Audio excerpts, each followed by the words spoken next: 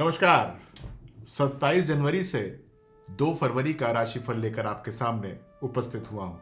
बसंत पंचमी आने वाली है इस हफ्ते के अंदर, और हाँ, महाकुंभ चल रहा है। प्रयागराज गए कि नहीं गए, होकर आइएगा, बहुत पुण्य प्राप्त होगा। चलिए आइए स्टार्ट करते हैं साप्ताहिक राशिफल। सबसे पहले राशि कौन सी आती है? मेष राशि आती है। आपको यहाँ पर करना यह होगा, जोश को संयम में रखना होगा, तभी आपको मिलेगी सफलता।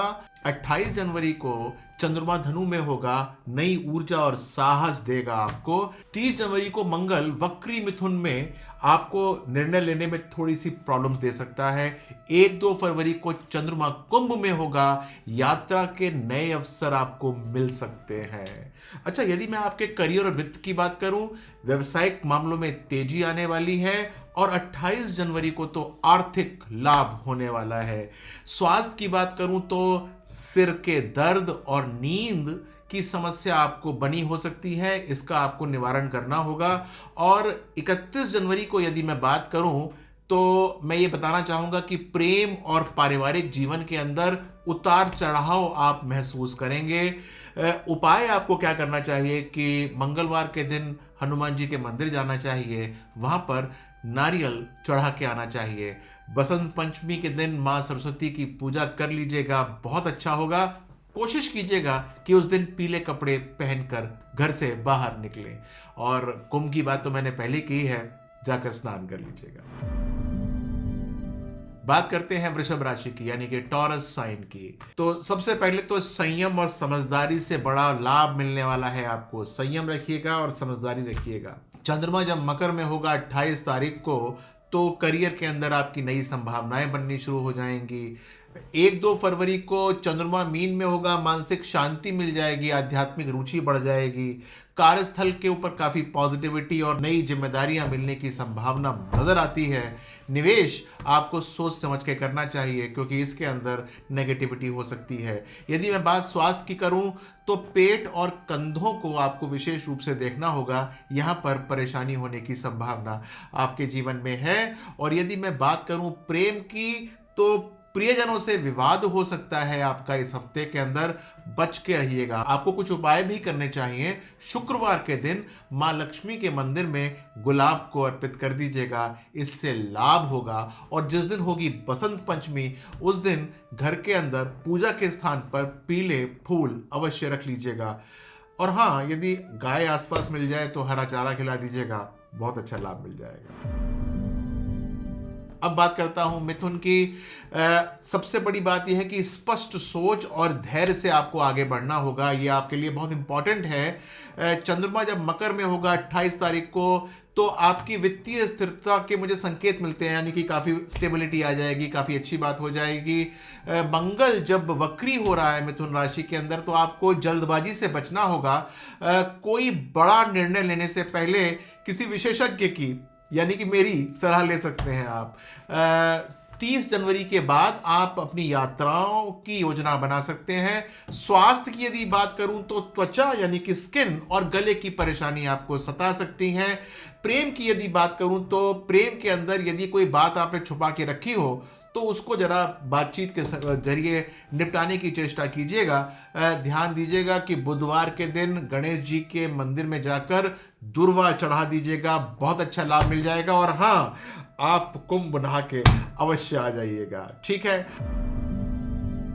अब बात करता हूं अगली राशि की, यानी कि कर्क राशि की। भावनाओं को संतुलित रखना होगा, सफलता अवश्य मिलेगी। नए अवसर के द्वार खुलने वाले हैं 29 जनवरी को।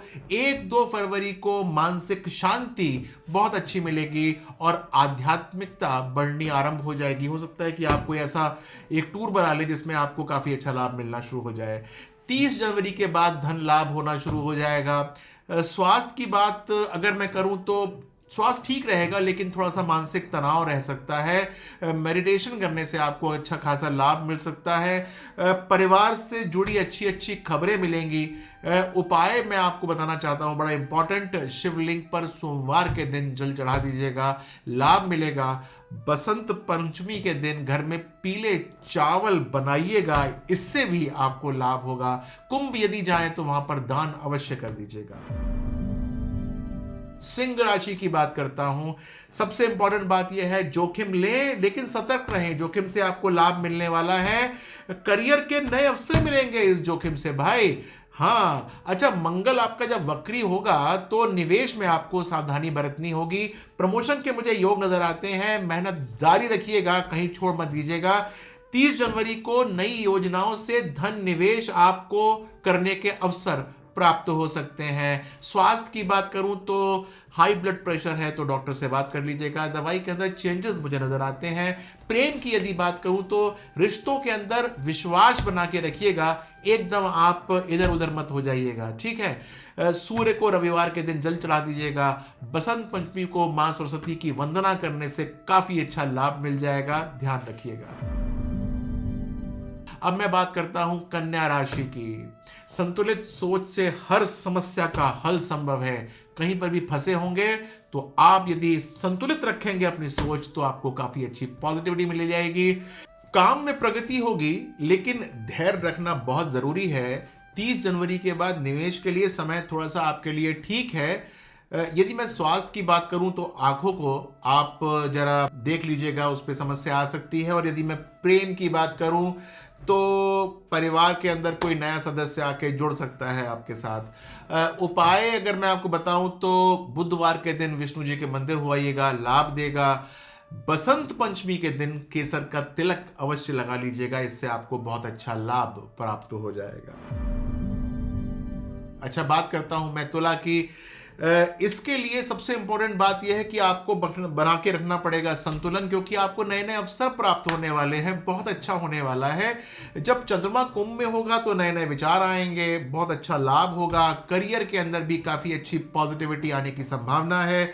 स्वास्थ्य की बात करता हूं तो आपका वजन बढ़ सकता है, खान पान पे आपको ध्यान देना होगा। और यदि मैं बात करूं प्रेम की तो प्रेम संबंधों के अंदर मधुरता आ जाएगी। शुक्रवार के दिन देवी लक्ष्मी जी की पूजा कर लीजिएगा।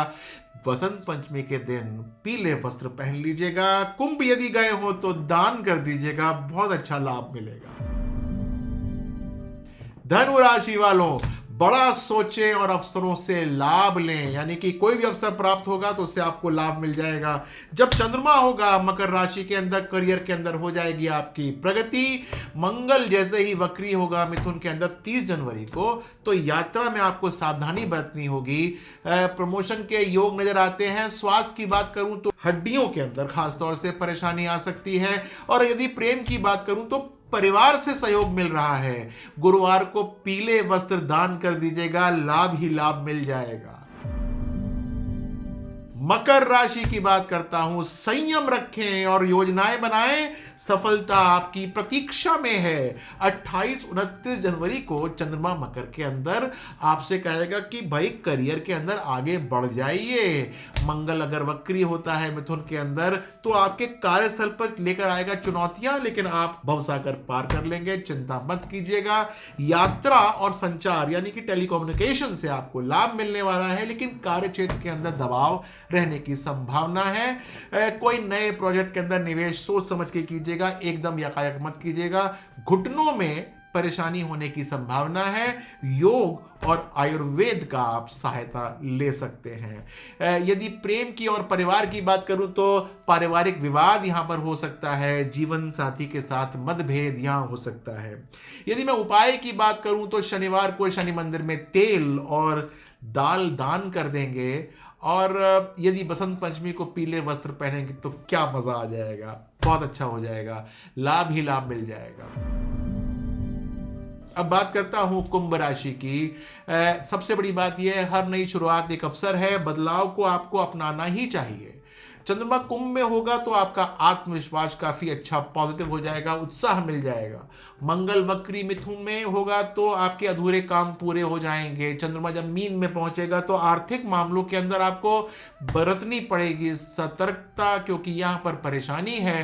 करियर और वित्त की बात करूं तो नए अवसर तो लेकर आएगा, लेकिन आपको जल्दबाजी से निर्णय नहीं लेने हैं। व्यवसाय में नए साझेदार जुड़ सकते हैं, लेकिन वहां पर भी कॉशन है।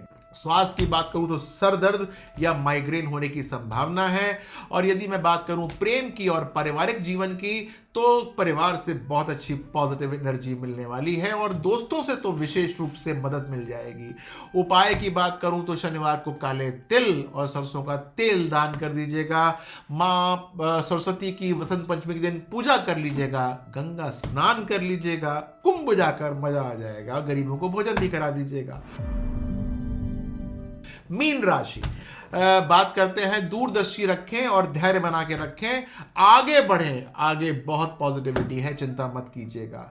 मानसिक द्वंद्व रहेगा लेकिन धैर्य आपको रखना ही होगा। आध्यात्मिक ऊर्जा और आत्मचिंतन का यह समय है। करियर और फाइनेंस के अंदर आपको नए नए अवसर मिल रहे होंगे, लेकिन ठोस निर्णय लेने से पहले किसी से पूछ लीजिएगा। धन की बचत आपको करनी ही होगी, लॉस हो सकता है। ब्लड प्रेशर और नींद की समस्या यहाँ मुझे दिखाई देती हैं। खान पान पर भी आपको ध्यान देना होगा। और जहां तक बात करूं प्रेम की, तो रिश्तों में मधुरता तो आ रही है लेकिन संवाद आपका कटु हो सकता है। परिवार के साथ घूमने फिरने के योग नजर आते हैं। गुरुवार के दिन भगवान विष्णु की पूजा कर लीजिएगा और पीला भोजन दान कर दीजिएगा। वसंत पंचमी को केसर का तिलक लगाएंगे तो बहुत अच्छा लाभ होने की संभावना है। अब मैं आपको एक निचोड़ देने वाला हूं इस पूरे हफ्ते का, वो सबके लिए है। बसंत पंचमी पर पीले रंग का प्रयोग करना चाहिए। महाकुंभ का स्नान का लाभ लेना चाहिए। सप्ताह के अंदर योजनाबद्ध तरीके से काम करने का लाभ हमेशा ही मिलता है और महत्वपूर्ण निर्णयों के अंदर आपको लेनी होगी सतर्कता। धार्मिक यात्राओं करने से लाभ ही लाभ होता है। खुद न कर पाए तो किसी को ज़रूर भेज दीजिएगा, आपके लिए बहुत अच्छा लाभ हो जाएगा। और यदि आपने अब तक मेरा चैनल सब्सक्राइब ना किया हो तो भाई इंतजार किस बात का कर रहे हो, कर लीजिए, क्योंकि मैं ऑलमोस्ट डेली कुछ ना कुछ नया पोस्ट करता हूँ, वो आपके पास ज़रूर पहुँचना चाहिए। लाइक शेयर सब्सक्राइब ये मैं आपसे विनती करता हूँ, कर दीजिएगा। कोई प्रश्न हो इस सिलसिले में आपका तो नीचे पूछ दीजिएगा। अपना ध्यान रखिएगा। नमस्कार।